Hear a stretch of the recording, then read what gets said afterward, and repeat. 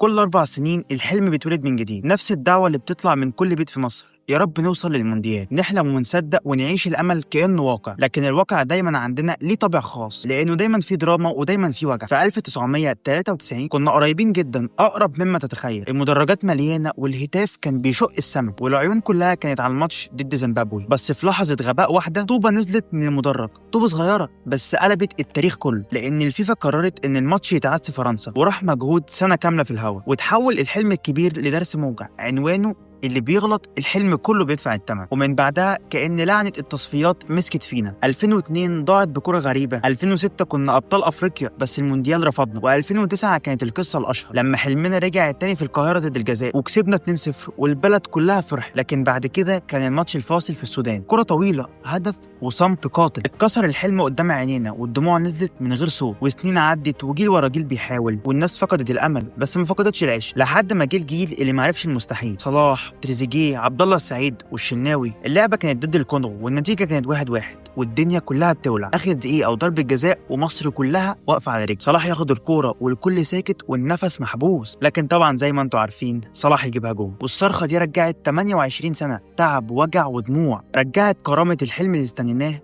عمر كامل. واخيرا مصر وصلت كاس العالم، مش بس بفريق لكن بتاريخ طويل من الخيبات والامل، ومن الدموع والضحك والهزيمه والصمود. ويمكن دي كانت اجمل لحظه في تاريخنا الكروي، لانها ما كانتش مجرد تاهل، كانت نهايه فيلم درامي طويل، وبطله الحقيقي هو الشعب المصري. ما تنساش تاخد جوله في القناه كده وتقول لي رايك ايه، واستنى الفيديو الجاي عشان هيعجبك. سلام.